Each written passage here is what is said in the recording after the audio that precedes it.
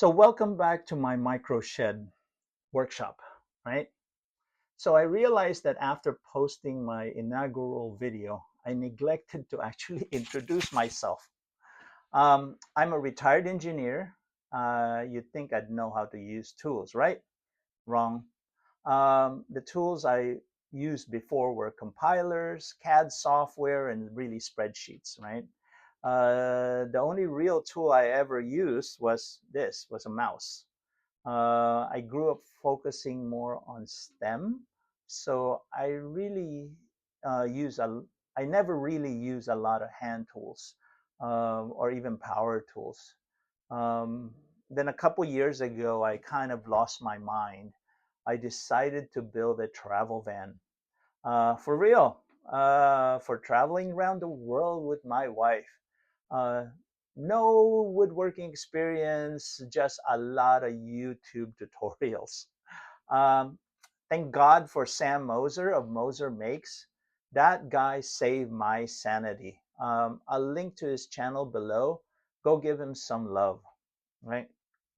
And spoiler alert, we did travel a bit, and we continues to still do so. But then health stuff kind of got in the way, and somewhere between cutting holes and in the van and inhaling sawdust, I discovered a love for woodworking, or maybe just collecting tools. Uh, Either way, I was hooked, and now, if you're new to woodworking, yeah, uh, same as me, you'll find that you'll be watching a lot of YouTube videos, and the subject that you see very often is, and you've probably seen 1,000 videos titled "Top 5 Beginner Tools," and I'm going to do that too. But I'm going to do my version of it, right? I think as an engineer, I thought I would do a deep dive into each one. Go into it a little bit more detail, not because of brand or stuff like that, but I want to know more about what the tools and what makes the tools better, right? Um, I quickly realized that the tools are just the beginning, right? The bit was more important than the drill, right? And the blade is more important than the saw. So anyway, actually, let me know if you've ever bought any tools and realized later you were missing that one piece that actually makes it work. Drop your oops moment down below in the comments, right? So I didn't buy tools because I wanted to be a woodworker. I bought them because I needed them to build my van. And I had no choice on this matter, right? And along the way, I've made way many mistakes, right? Plenty of mistakes. So here are the tools I ended up with. And these are still the tools that I rely on for most of my projects. So let's jump into my top 10. And let me explain why each one was worth it and what to look for when picking them out. So for tools 1, 2, and 3, I'm cheating a little bit. Um, I choose safety gears. A good pair of safety glasses. I use these Nuvo readers because I'm getting older and I need readers built in. Super handy. My first one I got was from Harbor Freight. Right. The second is a nice, comfortable dust mask, Stealth brand dust mask respirator. It's got a replaceable filter, and it doesn't fog up my glasses, right? And third, of course, is hearing protection. These are some cheapy from Harbor Freight, and but I also even treated myself to a Bluetooth one, right? These have these gel foams, and so I can just come in, listen to my favorite podcast when I'm sanding. Um, Listen, we only have one set of eyes, lungs, and ears. So don't skimp here, right? And the basic rule is the best protection is the ones that you'll actually wear. So comfort matter here, right? It's an If it's annoying, you'll take it off. And then what's the point, man? Tool number 4, we have to cut stuff, right? Uh, so that's the circular saw. The circular saw was loud, fast, and really scary, to be honest, right? The first time I ever used it was in this van build. But what makes a circular saw actually great is an edge guide, right? I have these long edge guide, and I quickly realized that while there are great carpenters or woodworkers out there that can just, freehand cutting, um, I couldn't cut straight with just a saw, right? I needed a long edge guide, and if you don't have one, a nice 4 foot level works just great too, right? Most circular saw comes with this combination blade. You can see this one's totally unused for me because I don't like it at all. It's By the way, it's okay for construction, right? But not doing fine cuts. Turns out there's a lot of different kinds of blades out there. There's a rip blade, a crosscut blade, a thin curved blade, and so on and so forth. Um, for me, I automatically switched to a 60 tooth blade. Uh, it gives me smoother cuts, less tear out, and way less sanding. Totally worth the money, right? What to look for when you're buying circular saw? I wish I'd known this earlier, but turns out there's a left hand and a right-handed version, right?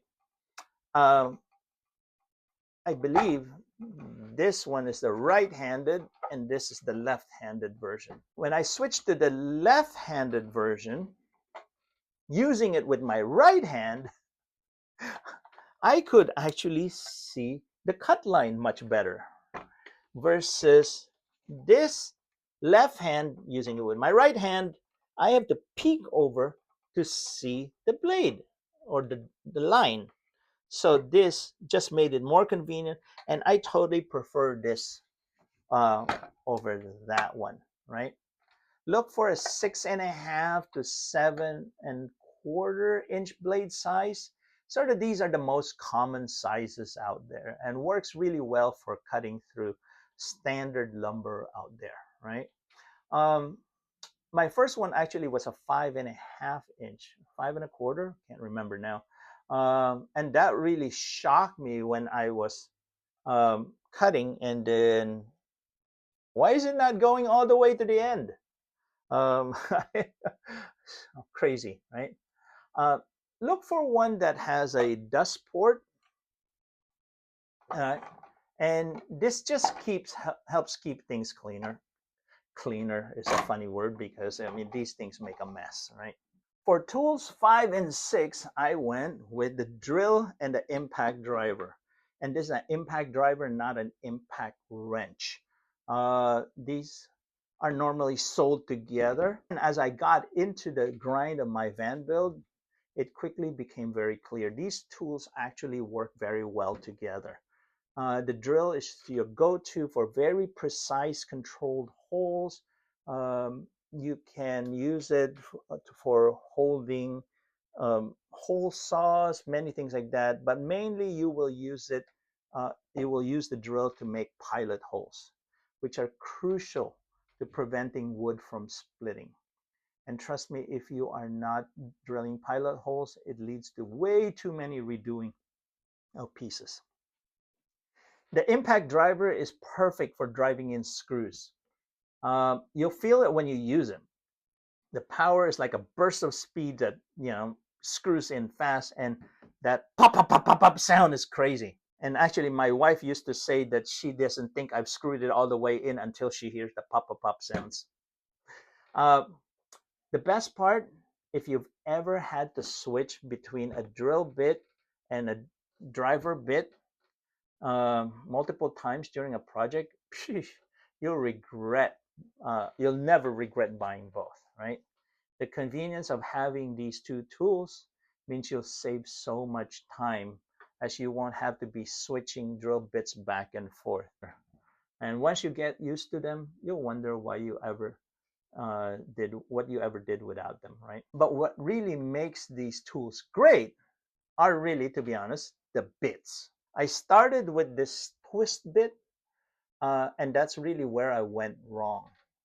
When you put them on, they skated around. I ruined the finish. It made me cry internally. uh, but then I got the brad point bits. Brad point bits have this very thing, this tip that keeps it centered to where you actually want to hold it. And this was a game changer, right? They bite exactly where you want to start the hole, and even better, if you still don't trust the brad point bit, get yourself a center punch, right? This, tap it once, and your bit won't wander. Cheap tool, massive win.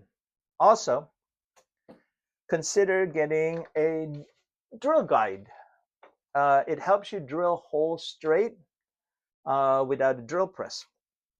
There's two main types. The first one is this drill block, this made by Milescraft, and which is smaller and more compact. You basically simply place it on your workpiece. It's got all the different drill bit sizes, and you use it as a manual guide to keep your bits straight, right? The second is this portable drill guide. Um, it attaches to your grill, and some, by the way, have a chuck already built in, and keeps it nice and aligned for a clean 90-degree hole. My wife actually made me buy these. She was tired of standing there and telling me, "Oh, tilt to the right, tilt to the left," right?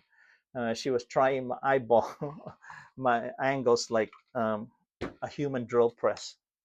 This saved my marriage and a lot of crooked holes. So what to look for the drill? If you are planning on drilling to tougher materials like masonry, look for a drill that has hammer function. As you drill in, this kind of taps the drill in to help push it in, like almost like a hammer in the back of this thing going like this, right? It adds more power really for those tougher jobs, right? Make sure it has a toolless chuck. Some of the older drills require another tool to tighten it. Go with a 1/2 inch size chuck. This accommodates larger drill bits and gives you more flexibility for different tasks, like using it for the hole saw and so on. For the impact driver, I suggest the auto mode feature. The first one I had did not have this, and so it was driving it at full speed all the time, and it really made it hard for me. So for tool number 7, I think we're at 7, I chose the jigsaw. Sounds like popcorn. Right? So when you need to cut curves or make sort of tricky cuts, like in a van, nothing is straight, believe me. The A jigsaw is your best friend. To be honest, it was one of the most frustrating tools I ever had to get, right? The blade would bend and the tool didn't go where I wanted to go. My cuts were all over the place and I couldn't figure out this tool, right? So I reached out to Sam Moser again, who told me to turn off the orbital function. Uh, Apparently, the orbital function gives you a faster cutting. Uh, while that helped, it wasn't until a lot of practice and way later, right? Until later that I figured out the real issue. A jigsaw is a rear wheel drive tool. right? For those car guys out there. You guide the saw not by pushing the front, but by turning the back, right? Um, which in turns, when you're turning the back, of course, automatically slowly turns the front or the blade to make the cut, right? I was pushing it like crazy, right? Uh, but what makes a jigsaw great are really the blades, though. Um, I got I use a 10 TPI TPI teeth per inch, maybe. Uh, anyway, makes a good. This makes a good clean cut. Upgrade early. That's all I can say, right? So what to look for when buying these? Make sure, if you can, buy a variable speed trigger, right? Instead of a dedicated speed setting, right? I don't like this dedicated speed setting here. The trigger itself gives you full control over cutting the speed, letting you adjust based on the material. Opt for a jigsaw that has an ability to turn off this orbital feature, right? This will give you a cleaner, more accurate cuts. Slower, but especially when you're following those curves and making those precise adjustments, you'll thank me later, right? Oh, and look for a tool-free blade change system, like T-Shank Quick Connect. I think is the current standard, and it really makes swapping the blade much easier. For tool 8, I chose the hand trim router. Putting a nice round over or chamfer on the edge makes that clean professional finish on your projects. A hand router, by the way, only fits a 1/4 inch shank bits. This is what's called the shank. Uh, so keep that in mind when you're shopping for bits. To make this tool great, get yourself a nice carbide router bits, right? They usually sell them in sets, right? And you don't need a 100 pieces set, right? Uh, 10, some is enough. They normally come with it, with all the basic ones, and then as you wear them out, you can go and replace them. Um, but 90% of your early router use will be smoothing out edges. So grab a nice round over, this one, or a chamfer bit like this one. It'll make everything look instantly more finished. Um, and by the way, when you bang your head against those upper cabinet, it won't hurt as much. Later, when you get your plunge router and it comes, you'll have to get spiral, straight bit, and those will be a lot scarier. But that's a topic for another video. Um, so what to look for? Make sure the router has a variable speed control. Uh, you'll need those for delicate edges. Look for a router that has a dust port and the ability, or at least the ability to attach one. Trust me, you'll thank me later. Uh, this thing makes a mess. Choose a router with an easy depth adjustment. Oh, not this one. For greater control or adjusting for different materials. Okay, so for tool 9, let's talk about an orbital sander. And by the way, there is a difference between a regular sander and an orbital sander, regular power sander. But a smooth finish uh, can take a project from good to great. And sanding is one of those things you want to get it right. Be patient. Do not rush this step. I've often tried to skip this step and had to go back to redoing it after I already put in my finish. So that means I have to put the finish, send back, go back, send, and put the finish again. Blah blah blah. Right? Don't don't don't put yourself through that. At first, I went with a battery powered sander, thinking that I could get away with it. Sort of bad move. The power just wasn't there. Corded sanders provide a more constant, stable power, right? The battery would run out, they could slow things down. But unfortunately, the powered corded ones, they do get hotter, right? And heat is the enemy of sandpaper. It wears it down faster. So having your sander attached to a shop vac is absolutely necessary, right? It not only keeps the motor cool, but also helps your sandpaper last longer, right? Don't worry about the cord. It's no big deal. You've already hooked up to a vacuum hose. Uh,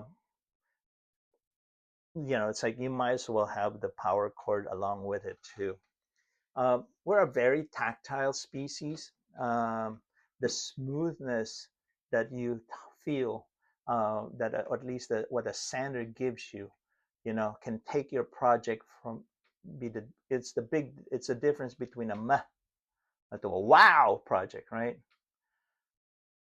And initially, a big aggressive sander like this works also as a rudimentary thickness planer, right? And that's why I was so happy when they get my 6-inch version. It's super aggressive and totally made sanding easier, right? But what makes a sander great? Sandpapers. So here's a tip most people don't tell you. Stock up on the ratios of how often you use them. And so here's what I stock. Um, about 30% of my sandpapers are 80 grit, right? They're really great for shaping the wood, something that, even after a jigsaw, you can use sandpaper to shape it.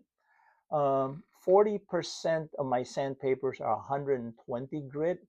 They're great for initial smoothing and is basically the general purpose workhorse in my shop, right? 20% of it, I have about 180 grit for final passes before finishing. And a lot of finishes actually recommend to stop here, right?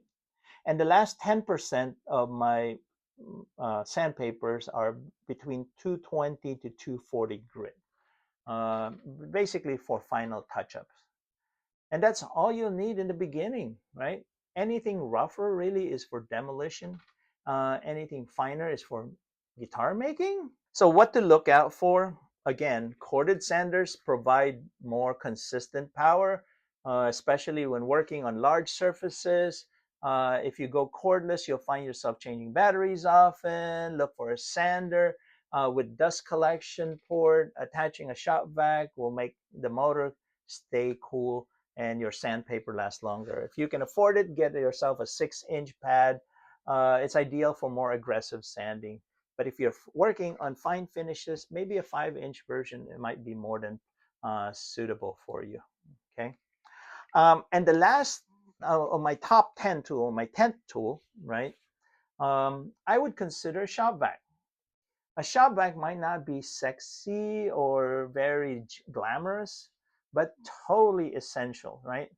Dust gets everywhere, and not dealing with it will make your life miserable. I started with a small portable shop vac, but eventually my son got me a corded shop vac.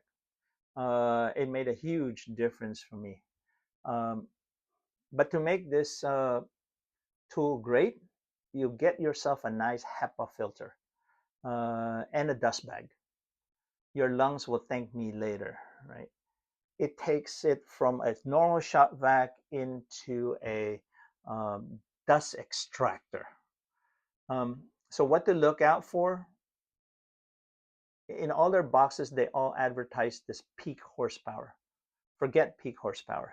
That's all just marketing, right? All 110 shop vacs are limited to a theoretical maximum of 1500 watts. What matters is the CFM, cubic feet per minute, which really determines the suction power. So focus on that. All right, that's my top 10 beginner tools. So comment below and let me know if you agree or I missed out on anything. If you're starting out, don't get caught up on what tool brand to buy first. Focus on the little things that makes those tools actually work. The blade, the bit, the guide, the clamps, and so on, right? Accessories are what unlocks the performance. And one thing that I haven't even really touched on these videos are the table tools. Stuff like table saw, miter saw, drill press, you know, the heavy hitters. I'll be deep diving into those in a future video. So if you're curious about which ones are worth the money and what to look for, especially for a beginner, make sure you subscribe and so you don't miss out. And if you found this helpful, funny, or even mildly tolerable, go ahead and hit that like and subscribe button. It tells YouTube to show this video to more people, and it tells me that maybe I should keep doing making more of these videos. Oh, and if you have a favorite tool, accessory that I missed, again, drop them down in the comments. I love learning about things from other beginners too, right? Let's be honest, half the fun of this is the journey of seeing how other people solve the same problem you're facing. And since I'm really new to this, give me some ideas also of what you would like to see in the future videos. I'd also love to know. So thanks for watching, and I'll see you in the next build or the next mistake. Bye.